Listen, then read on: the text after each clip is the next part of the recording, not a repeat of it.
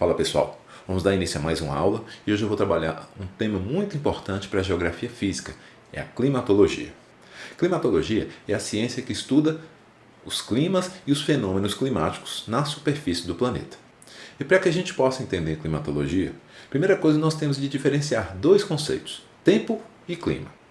Tempo são as condições momentâneas, as condições instantâneas da atmosfera em determinado momento. Isso pode ser, ou seja, eu estou com o tempo seco, estou com o tempo chuvoso, com nebulosidade, com muito vento, ou seja, essas são as características do tempo, é o momento, é o presente, é um instante. Já o clima é o estudo dos tipos de tempo que mais se repetem em um local. Como que eu determino isso? Faço um estudo estatístico, normalmente de 30 anos, e vejo quais são os tipos de tempo que mais se repetiram, e esses tipos de tempo que vão caracterizar o clima daquele local. Se nós estamos falando de climas, nós temos de falar de ar, ou seja, de atmosfera. Nós temos de falar da esfera gasosa que envolve a Terra. A atmosfera ela é composta por 78% de nitrogênio, 21% de oxigênio e sobra aí 1%, que é composto aí por vapor de água, gás carbônico e outros gases.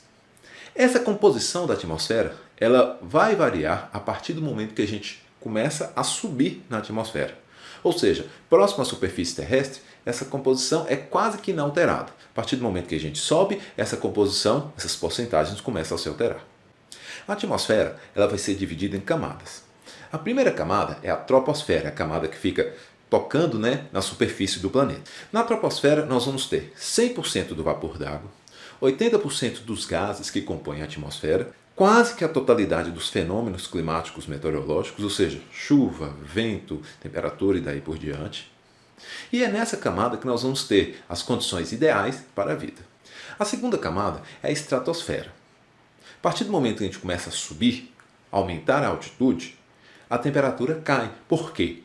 Para que a gente tenha temperatura, a gente precisa ter matéria, massa para ser aquecida. Se a gente está subindo, em função do efeito da gravidade diminui, a força da gravidade diminui, a quantidade de ar também diminui. Ou seja, a troposfera é a camada que mais possui ar, que tem um maior volume de ar em função da gravidade. Já a estratosfera já tem um volume de ar menor. Isso faz com que a temperatura vai diminuindo. Todavia, o que a gente observa? Na estratosfera a gente tem a camada de ozônio.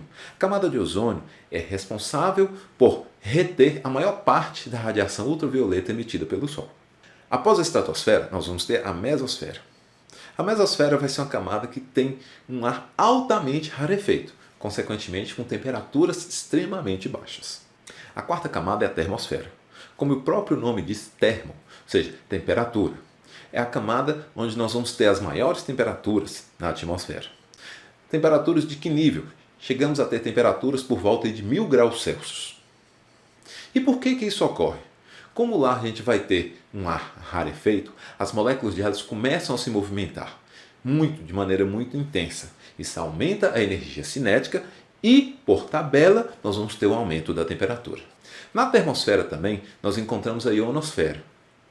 Vai ser uma subcamada da termosfera, uma subcamada formada por íons, por cátions e por ânions. E essa ionosfera é importante porque ela reflete a radiação eletromagnética emitida, principalmente a radiação de ondas de rádio. Por isso que, principalmente rádio AM, a gente consegue sintonizar a longas distâncias da fonte emissora do sinal. Por quê? Essa onda ela bate na camada iônica, é refletida e retorna para a superfície terrestre. A última camada, a quinta, é a exosfera ou exosfera. Nessa camada dá para se determinar o início dela. Agora, ao final, não dá porque já é a camada de transição. É uma área que nós temos ar altamente rarefeito. É a camada da atmosfera em que nós menos encontramos gases. Assim, o que se consegue verificar? É a transição entre a atmosfera e o espaço aberto, o espaço sideral. Os climas eles são influenciados por elementos. O primeiro elemento é a temperatura. E a temperatura ela vai variar. Primeiro, com relação à latitude. O que é latitude? Latitude é a distância de qualquer ponto na Terra até a linha do Equador. O que tem a ver isso? Simples. Em função do posicionamento da Terra no movimento de translação e rotação, isso faz com que a região do planeta que mais recebe insolação, mais recebe radiação solar, é o Equador. Dessa forma, é a área mais quente. A partir do momento que nós nos distanciamos de Equador, a incidência de radiação solar vai diminuindo. Consequentemente, o que a gente percebe? Equador é a região mais quente e os polos, os extremos da Terra, tanto no norte quanto no sul, vão ser as áreas mais frias. Desta forma, o que se percebe? A temperatura varia. Próximo ao Equador, a gente tem temperaturas mais elevadas e próximo aos polos, temperaturas mais baixas. Ou seja, próximo ao Equador, latitude próxima a zero, ou seja, pequenas latitudes, altas temperaturas. Grandes latitudes, baixas temperaturas. Além de variar a partir da latitude, outro fator que interfere na temperatura é a altitude. Quando eu estava comentando com vocês sobre a troposfera, a estratosfera, falando das camadas da atmosfera, eu falei com vocês de altitude, ou seja, quanto mais alto, menor temperatura. Por que se dá isso? Fator gravidade. Ou seja, se tem menos gravidade, menor a força da gravidade, consequentemente, o que nós vamos perceber? Consequentemente, menos matéria, menor aquecimento. Dessa forma, o que se percebe? Quanto mais baixo, maior a temperatura. Quanto mais alto, menor a temperatura. O terceiro fator que vai influenciar na temperatura é a presença ou não de corpos d'água, ou seja, a distribuição das terras emersas. As terras emersas que são influenciadas por corpos d'água, ou seja, oceanos, mares, lagos, rios, são áreas que têm uma menor variação de temperatura.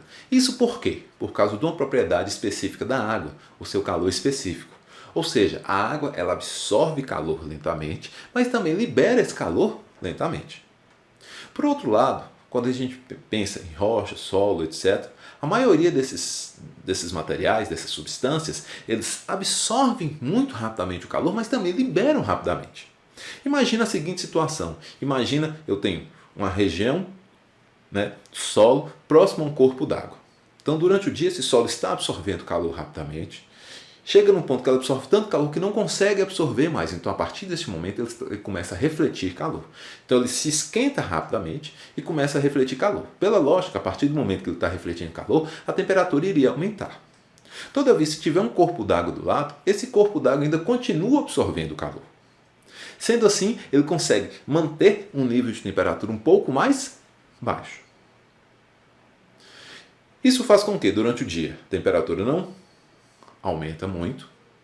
E durante a noite, diferente do que a gente viu durante o dia, enquanto a Terra estava emitindo calor durante a noite, essa Terra já perdeu todo esse calor, porque ela perde rapidamente. E o corpo d'água, o calor que ela absorveu durante todo o dia, agora ela está liberando. Então, enquanto a Terra à noite já está mais fria, o corpo d'água ainda continua liberando esse calor. Então, o que a gente tem? De dia, esse controle de temperatura, sendo que de dia a temperatura não vai subir tanto, e à noite a temperatura não vai cair tanto. Por outro lado, regiões que não têm essa influência de corpos d'água, nós vamos ter uma variação muito grande. O principal extremo disso aí são os desertos. Os desertos são áreas de baixa umidade. Ou seja, praticamente não há presença ali de corpos d'água ou de umidade. Desta forma, o que a gente percebe? A variação de temperatura é muito grande. Durante o dia, altas temperaturas e à noite as temperaturas caem consideravelmente. O segundo elemento que eu vou fazer referência com vocês aqui é a pressão atmosférica. E o que é pressão? Pressão atmosférica é o peso do ar sobre a superfície. Peso como? Lembre-se, força de gravidade. Ou seja, se nós temos ar, massa, é o efeito da força de gravidade puxando essa massa para baixo. Isso que dá o peso. Então, peso sobre a superfície. Bem, como que a pressão atmosférica ela vai variar? Ela vai variar, primeiramente, por causa da temperatura. Com a temperatura mais alta, as moléculas começam a se movimentar. Então, quanto maior a temperatura, maior a movimentação dessas moléculas. Dessa forma, em temperaturas mais elevadas, há necessidade de mais espaço para a movimentação de moléculas e, por consequência, tem menos moléculas por área. Se tem menos moléculas, menos massa e, consequentemente, menos peso. Resultado, em regiões mais quentes, em que o ar ele é aquecido, nós temos uma pressão do ar menor. Em regiões mais frias, pelo contrário, essas moléculas não vão se movimentar tanto, então elas vão ficar mais próximas. Ou seja, em regiões frias, o que nós temos? Temos mais moléculas por área, maior peso. Então, Resumindo, regiões quentes, menor pressão, regiões frias, maior pressão. A pressão também ela vai variar com a altitude. Por que ela varia? Como eu comentei com vocês, se nós estamos subindo, o ar vai ficando mais rarefeito, eu tenho menos ar, menos massa. Se eu tenho menos massa, consequentemente, menor peso, menor pressão desse ar sobre a superfície. Sendo assim, nas regiões mais baixas eu tenho uma pressão mais elevada e nas regiões mais altas, uma pressão menor. O terceiro elemento é a umidade. O que é a umidade? A umidade do ar é a quantidade de vapor de água dissolvido no ar, na atmosfera. E como que eu tenho umidade? Como que eu tenho vapor de ar na atmosfera? O principal fator para que nós tenhamos umidade na atmosfera é a temperatura. Por quê? Qual o principal fator que provoca a evaporação da água? Calor. Sendo assim, o que você percebe ao longo da superfície do planeta? Nas regiões mais quentes eu tenho maior umidade. E nas regiões mais frias eu tenho, por tabela, menor umidade. O último elemento que eu vou fazer referência são as correntes marinhas. Nós temos dois tipos de correntes, as quentes e as frias. As quentes são formadas próximas às regiões equatoriais e as frias são formadas próximas às regiões polares. Normalmente as correntes quentes vão em direção às áreas frias e as correntes frias vão em direção às áreas quentes. Como que são a influência dessas correntes? Nós temos algumas formas de influência, vou citar duas aqui, exemplos práticos. Corrente de Humboldt, que corre na costa oeste da América do Sul. Essa corrente é uma corrente fria. Como é uma corrente fria, ela vai influenciar na diminuição da temperatura. Se eu tenho diminuição da temperatura, eu tenho menor evaporação, menor umidade do ar. Ou seja, ali já vai ser uma região mais seca. Por outro lado, eu tenho a corrente do Golfo, formada no Golfo do México, e ela sai do Golfo do México e chega até a Península Escandinávia. Isso faz com que a Noruega, que é o principal país afetado por essa corrente, é uma das poucas áreas naquela península que tem portos que não têm congelamento no período de inverno, ou seja, influência da corrente de Humboldt. Ou seja, se não tem congelamento da água, isso quer dizer que as temperaturas ali elas ficam mais amenas, não vão ficar tão frias como em outras regiões ali bem próximas.